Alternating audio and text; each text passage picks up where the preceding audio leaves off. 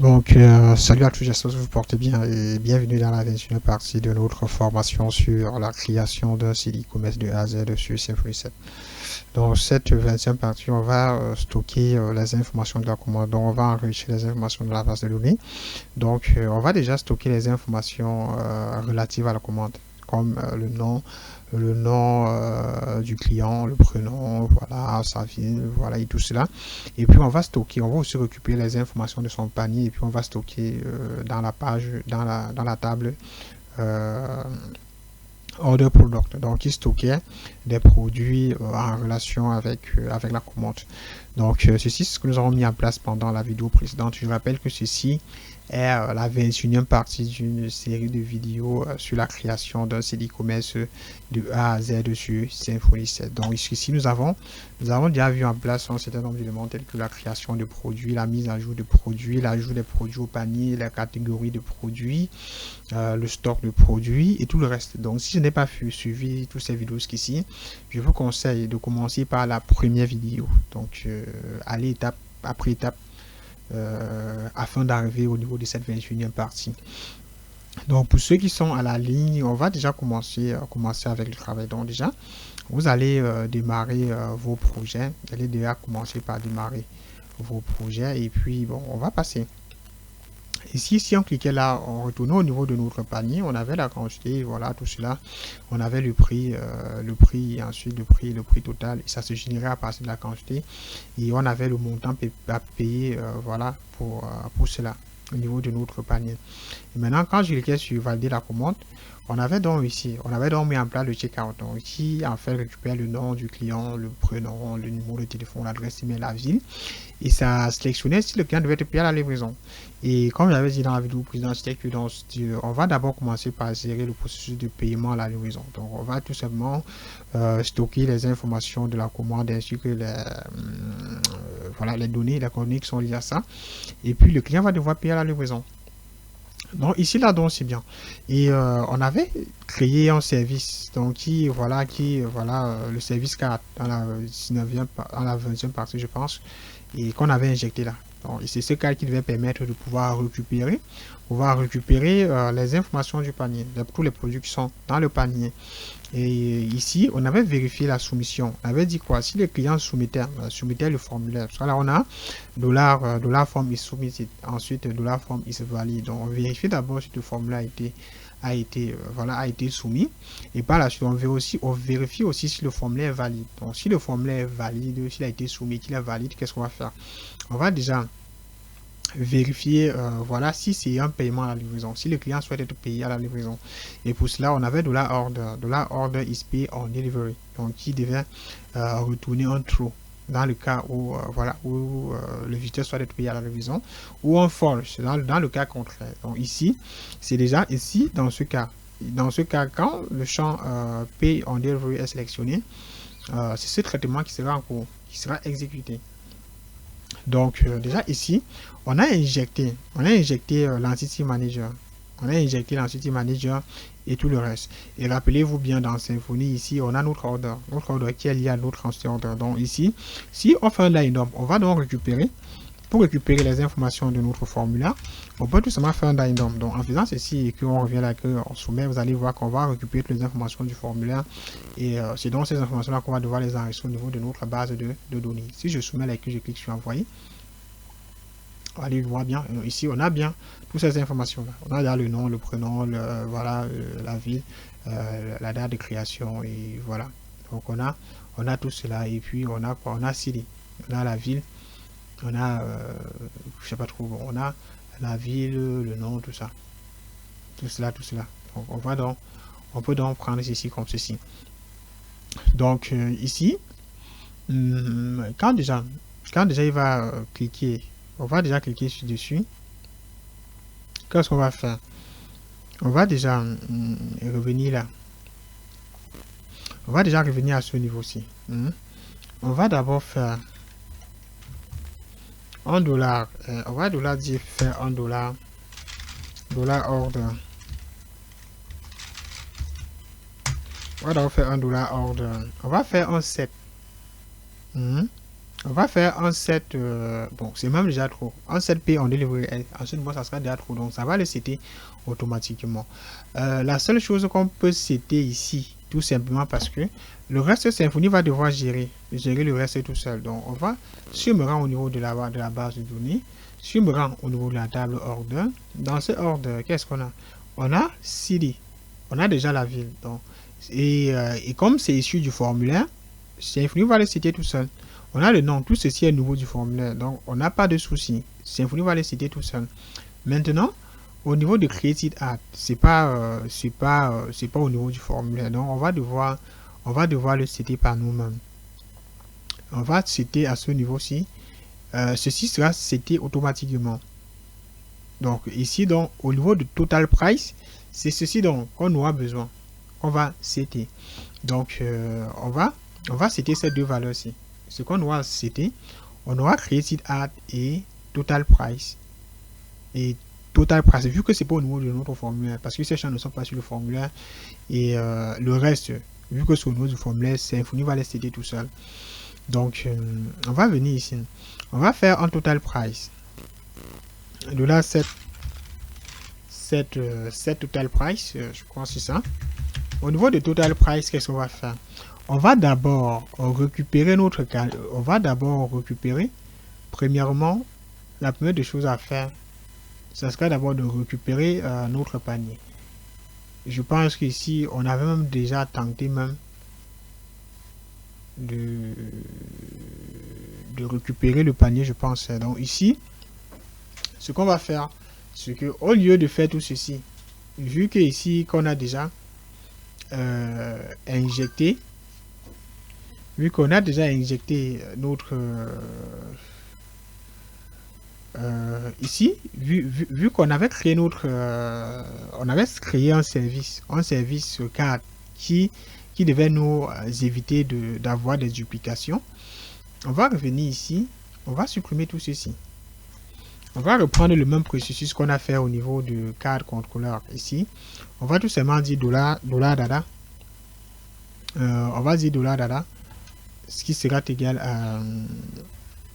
à dollar ceci.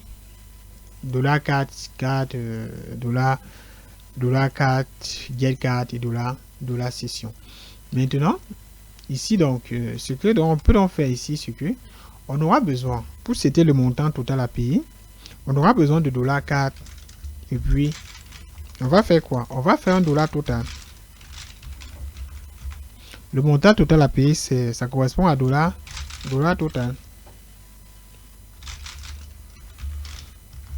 Dollar total, comme on avait fait au niveau du voilà, comme on avait retourné ici.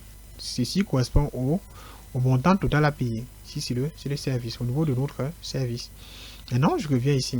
On a déjà cité ceci. La deuxième information qu'on aura aussi à citer, ça sera quoi? Parce que là, dollar order set created at.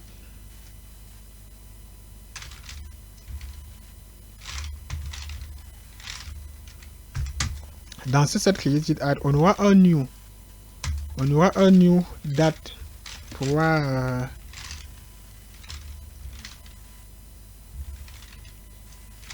date time, je pense. Hein.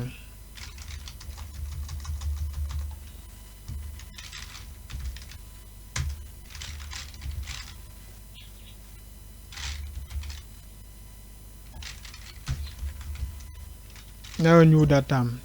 On aura un new datam au niveau de set created Donc ici plutôt on a, je sais pas ceci, on a un new. On a un new data immutable. Donc on va donc stocker.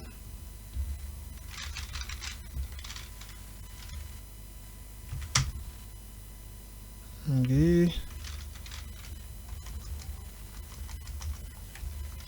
On a plutôt ceci. Donc on a new datetime immutable qui va tout simplement stocker la date et l'heure à laquelle l'utilisateur a cliqué sur sauvegarder ma commande. Donc ici on set ceci. Jusqu'ici, c'est tous les éléments qu'on doit citer. Donc le reste, Symfony va devoir le gérer automatiquement, va devoir les citer directement à partir du formulaire. Donc ici, on peut déjà faire un Entity Manager. Si on fait un PS6, sur quoi? Sur $order. Et quand on revient là, on peut aussi faire $Entity Manager. On peut faire quoi? On peut faire un flush. Et puis quoi? Et puis c'est bien. Ici donc, imaginez donc ici donc si on souhaite retourner un tweak, on peut aussi retourner un tweak, ou aussi on peut souhaiter ne rien retourner. Donc ici donc, après avoir cliqué sur ici, on avait quoi? Ici dans order, oui, dans total, qu'est-ce qu'on retournait? Ici, on doit aussi retourner $4. On retournait tout simplement le total.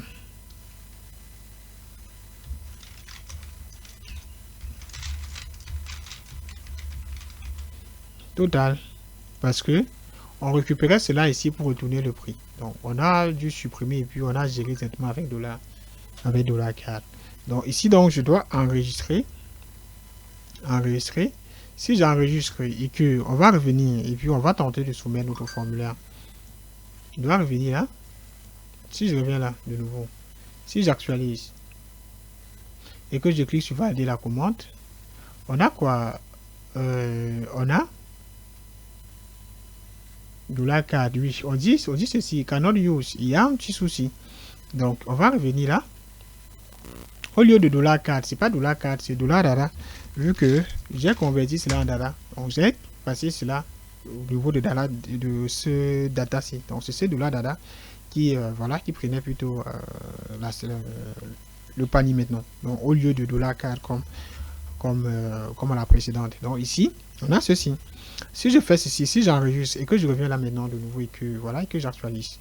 Donc si j'actualise, bon, on n'a pas de redondance. Ça suppose que si on revient au niveau de la table order, on devrait en principe avoir une commande. Donc je vais commencer le processus.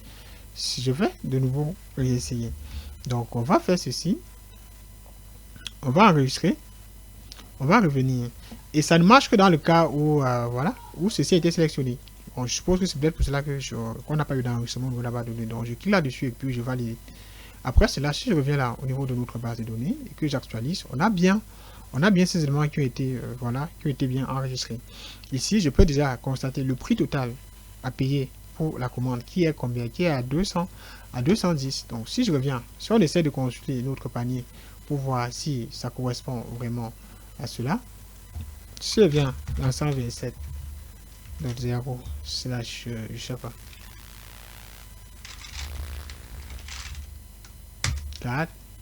Donc si je viens là, vous pouvez constater très bien ici qu'au niveau du panier, le montant à payer pour cette commande est de combien? Est de $210.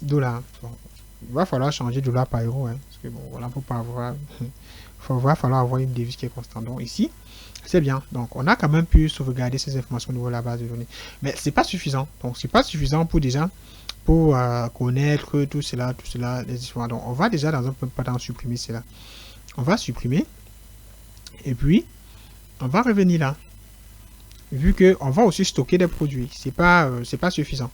Donc ici, après avoir sauvegardé cette partie-ci, on doit aussi devoir supprimer aussi. Donc on va commenter cette ligne-ci pour éviter de faire des mises à jour quand on actualise au niveau de la base de données. Donc on va revenir ici. On va d'abord recueillir les informations de la voilà du panier. Donc si je viens par exemple ici, si je fais un die-dump sur $data, et puis on passe en paramètre carte. Je pense que c'était carte. On passait en paramètre, on avait total et carte. Donc on avait ceci. Donc on peut me retrouver ici. On avait ce carte ici. C'est là, donc c'est de cela dont je parle. Si je viens ici, je fais un die-dump et que je viens là, j'actualise. C'est tous ces produits là qu'on va devoir stocker. Voilà, qu'on va stocker en base de données. Donc si je fais cela et que je reviens là de nouveau, si je continue le processus, je tape là-dessus. Là, on a donc les différents produits. Dans chaque produit, on a quoi? On a la quantité. On a product quantity. Donc, ce qu'on va faire, c'est que on va stocker tout cela. On va faire un for each. On va déjà commencer par créer une variable dollar order product égale à new order product. Donc vous allez injecter cela, vous allez importer cette entité depuis SLC entity product entity ici. SLC entity product entity. Donc ici vous allez venir ici, on va faire ceci. Et puis qu'est-ce qu'on va faire? On va donc stocker un ensemble d'éléments. Donc on va dire dollar order product set order. Donc on va déjà dans un premier temps set order. On va d'abord dans un premier temps c'était quoi? C'était déjà l'identifiant de la commande. Donc on va citer l'identifiant de la commande. Et pour cela, qu'est-ce qu'on peut faire? On peut récupérer directement le dollar order. Donc dollar, on va stocker la commande. Ça passe par dollar order. Ensuite, qu'est-ce qu'on a aussi besoin? On a aussi besoin de quoi? De dollar produit. Attends, oui, on a aussi besoin de dollar produit. Maintenant, pour ce qui est de dollar produit, qu'est-ce qu'on va faire? On va d'abord faire une boucle sur l'ensemble des produits au niveau du tweak. Je pense qu'au niveau, on va d'abord commencer par faire une boucle sur ce tableau-ci. On va venir là, on va faire un for each. On va faire un for each. Dans ce for each, qu'est-ce qu'on a besoin? On a $data. On va récupérer tout cela, tous les produits du panier. $data, on va stocker ça dans as $value. $value. Ensuite, c'est maintenant dans chaque élément de la boucle qu'on va devoir donc faire ceci.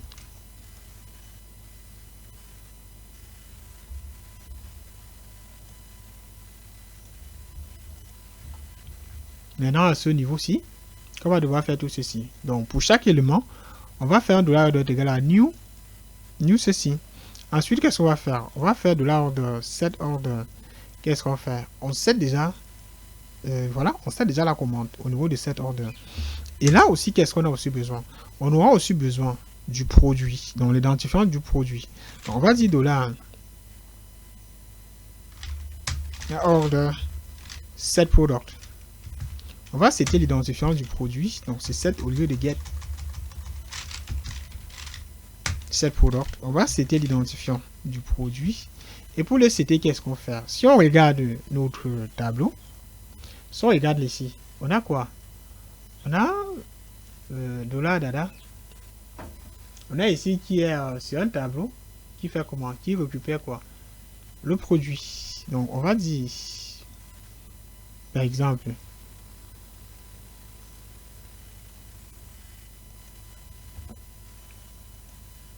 $value.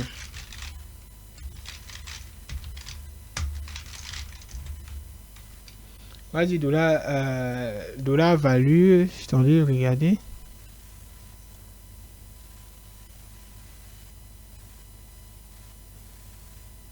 Ici, c'est un tableau. On va récupérer le produit.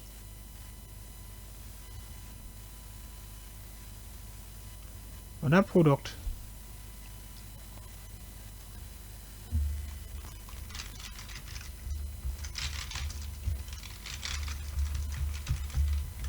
Product.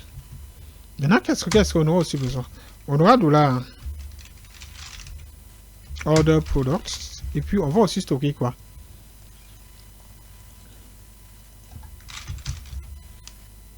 On va aussi stocker la quantité. La quantité, c'est dans quoi? C'est $value. Parce que, rappelez-vous bien, on a stocké $k dans value. Parce que ici ça correspond à un for each. Donc $value. Ici, qu'est-ce qu'on a? On a quantity. On a la quantité. On va donc stocker la quantité là.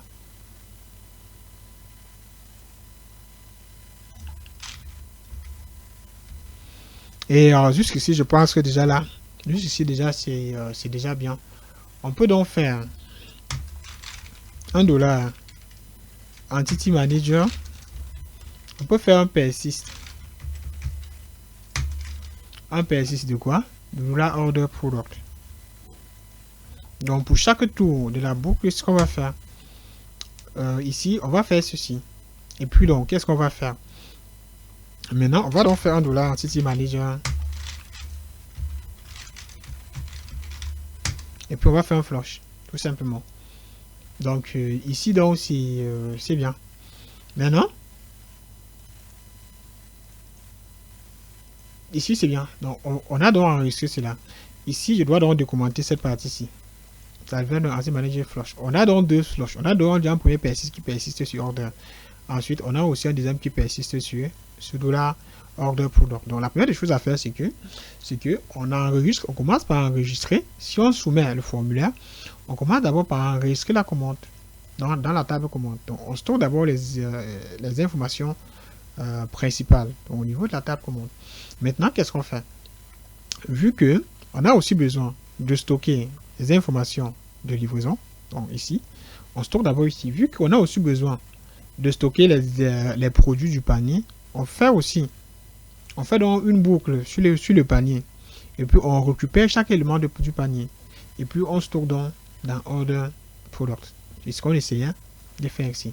Donc on a fait cette boucle ici qu'on stocke dans val et puis on crée à chaque fois, on va créer une nouvelle ligne pour chaque produit du panier dans lequel on va déjà stocker l'identifiant de la commande et ensuite on va stocker le produit et puis on va aussi stocker la quantité et puis on va faire un persist. Donc déjà on peut déjà dans un premier temps on peut déjà enregistrer et puis on essaye et puis on teste. On va tester notre projet. Donc, je vais revenir là de nouveau. Je reviens là, je viens dans cadre. Ensuite je clique sur valider la commande. Je remplis les informations de commande. Je clique sur puis la livraison et je soumets la requête. Ici, j'ai toujours ce DIDOM qui s'est affiché. Attendez, voir. Bon, attendez. Bon, ici, déjà, si j'enregistre, on a bien les produits qui ont été sauvegardés. Donc, tout s'est bien passé. Dans Order, on a bien la commande qui a été sauvegardée. Donc, on a un système qui fonctionne parfaitement. Donc, tout ce qu'il peut faire, il peut seulement documenter cette partie-ci. Donc, ici, donc, ce qu'on va faire, c'est qu'on a pu sauvegarder. Donc, si je reviens maintenant là, au niveau de ma base de données, c'est pas dans ici, c'est pas.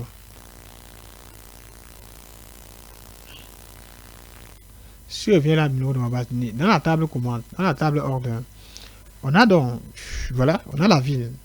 On a quoi? On a donc la ville, on a le nom, le prénom, le numéro de téléphone, l'adresse et la date de création. Et ici, il sera payé à la livraison. Maintenant, on a donc le prix total. Maintenant, vu qu'on a que le prix total, qu'est-ce qu'on a? On a maintenant besoin des infos, des produits, donc de ces produits-là. Ces produits, vu qu'il y a une relation entre la table order product et la table order, on a donc récupéré cet identifiant-là. Ici, on a l'identifiant C2. Si on va dans order product, vous allez constater que ici dans order ID, C2. Donc, tous ces produits-ci correspondent à quoi? À la commande numéro 2. Qui a l'identifiant qui est égal à 2. Donc, ça se fait donc on pourra donc venir au niveau de la table voilà, produit order et puis on sélectionne tous les produits qui correspondent à cette commande là et puis on pourra donc afficher directement la quantité. Donc ça permet déjà d'avoir quelque chose qui est assez propre. Donc voilà, c'est ce qu'on a essayé de mettre en place.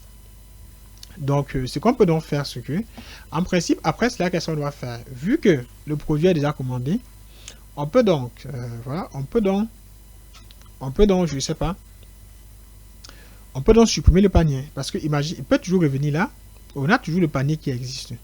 Généralement, ce qu'on fait, c'est que après la commande, on supprime le panier. Ce qui fait que s'il revient ici, là, il peut toujours recommander les mêmes produits. Donc, s'il souhaite faire une nouvelle commande, il va encore devoir ajouter encore de nouveau, créer encore un nouveau panier, vu que déjà ce sera vide.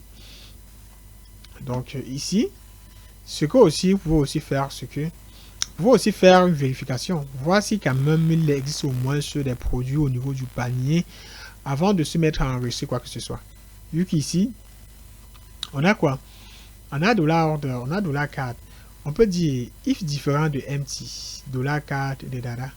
Ici, ce sont les données. Donc, si ceci n'est pas vide, dans ce cas qu'on procède à, je sais pas, donc au sauvegarde, pour commencer à sauvegarder, vous pouvez venir ici dire if différent de empty. Si c'est différent de vide, de quoi? De $. Si le panier n'est pas vide, ce qu'on essaie de faire ici, c'est donc dans ce cas que qu'on peut donc commencer à enregistrer quoi que ce soit, de peur d'enregistrer la commande, tout ça, avec les informations qui ne sont pas fournies. Là, c'est bien. Donc ici, on dit if.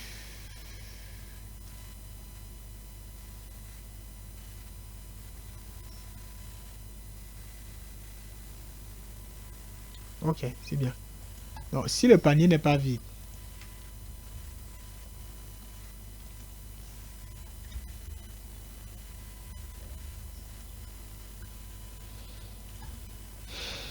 mais quand même, je pense quand même que ici, ça va. Hein. Donc, on dit, si le panier n'est pas vide, c'est là où on va déjà citer ceci. On va citer ceci. Bon, je pense que déjà, ici, déjà, c'est bien. Donc, comme je disais, après avoir sauvegardé, en principe, ce qu'on doit faire, c'est qu'on doit supprimer le produit.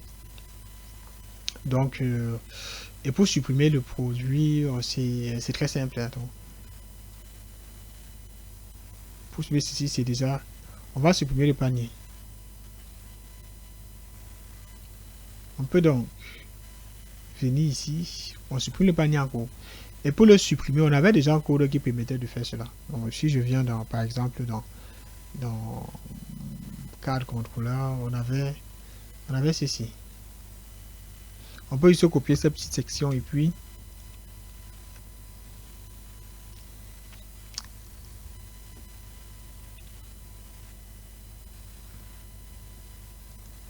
on revient dans ce order controller. On fait ceci. On colle là.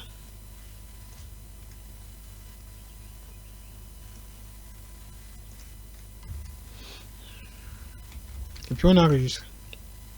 Donc ce qu'on va faire, c'est que on va commencer le processus. Donc on va devoir revenir ici. On va déjà commencer par tout sélectionner. Voilà. Tout cocher. On va déjà supprimer et puis on va recommencer le processus. On revient là dans Order. On va supprimer la commande. Et puis on va recommencer le processus. Je reviens là. On a notre panier qui existe toujours. On va aller dans Valider les informations du panier. On va remplir le formulaire. On va aller dans Cliquer la livraison. Et puis on va cliquer sur Continuer. Là maintenant c'est bien. Donc après cela, on va constater qu'ici, donc qu'est-ce qu'on a? On est redirigé au niveau de la carte. Et puis on a Card is empty. Donc c'est bien. Donc si je m'en vais maintenant ici. On a ceci. Dans Order Product, on a nos produits, sauf que le panier n'existe plus.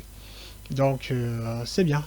Donc, il ne pourra plus commander, il ne pourra plus commander les mêmes produits. Donc, avant toute autre commande, il va devoir de nouveau ajouter des produits au panier avant de commander. Donc, ici, on a un système qui fonctionne parfaitement bien. Maintenant, ce qu'on faisait, c'est qu'après la commande, qu'est-ce qu'on faisait? On redirigeait l'utilisateur. À quel niveau? On redirigeait l'utilisateur au niveau de app4 après la commande. Donc, on peut par exemple créer une page dans laquelle on va dire que votre commande a été envoyée. Donc, voilà ce qu'on peut faire. On peut créer une page dans laquelle on va dire que votre commande a été sauvegardée, quelque chose de ce genre. Ou, je sais pas, on va changer la page, qui sera en fait la page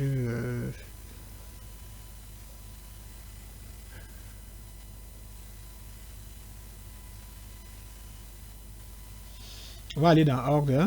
Dans ce Order, on va créer un nouveau fichier qu'on va appeler Order Message.suite.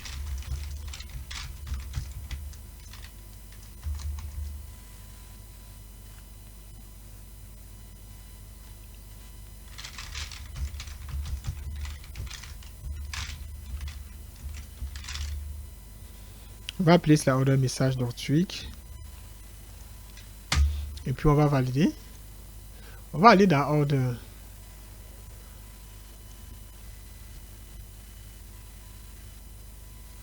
On va créer une nouvelle route.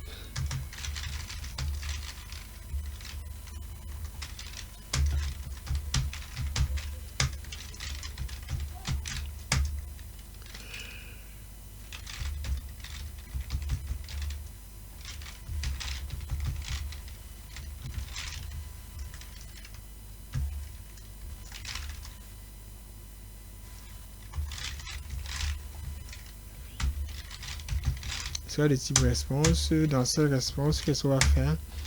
On va faire je sais pas trop.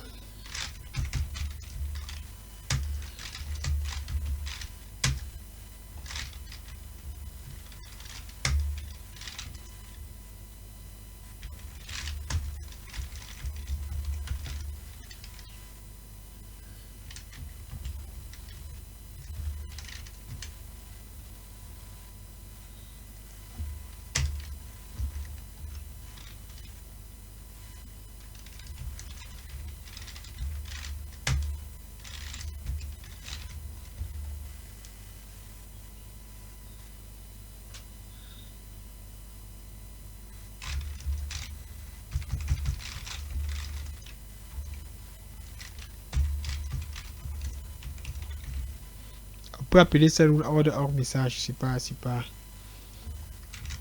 seulement ceci. Et puis on revient ici. Au niveau du nom de la route.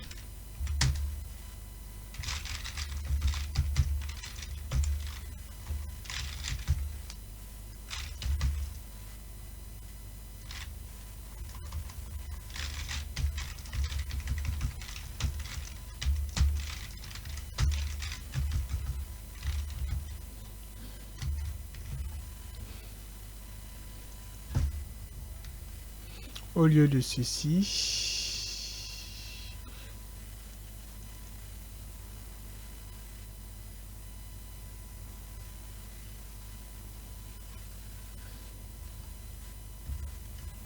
on va tout simplement faire ceci.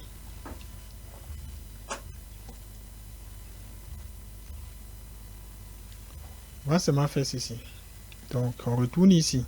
Maintenant, on peut donc aller customiser. Voilà, on va maintenant venir ici. On va aller dans externe. Vous allez ici. Vous allez tout simplement. Ce que vous allez faire ici, là, c'est tout simplement d'afficher le message à l'utilisateur pour lui dire que sa commande a été envoyée, tout ça. Tout simplement.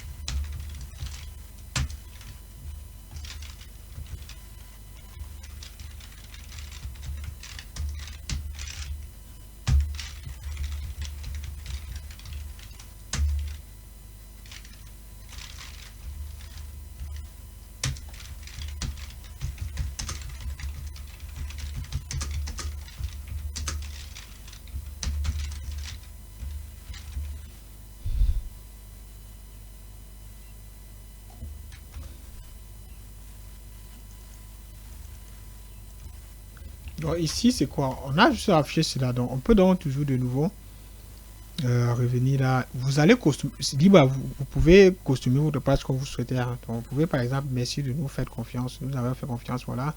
Votre commande a été bien reçue. Voilà, on vous contactera pour plus de détails sur la livraison. Voilà, du coup, tout cela. Et maintenant, après en bas, vous pouvez toujours ajouter un lien, retour à la page d'accueil ou continuer à faire d'autres achats, tout ça. Donc vous pouvez prendre le temps de construire cette page-là, la page de remerciement, tout ça. Bon, voilà, c'est un peu le cas.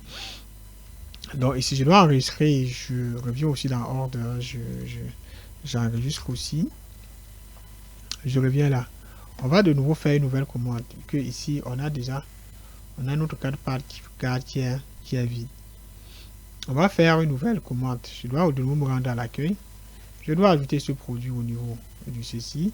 Je vais valider la commande, j'entre les informations de la commande et puis je clique sur continuer et puis je valide. Ici, j'ai dans le message, votre commande a été envoyée. Donc on a notre système qui fonctionne bien. Donc je pense que déjà jusqu'ici c'est bien. On a pu sauvegarder toutes ces informations là au niveau de la base de données.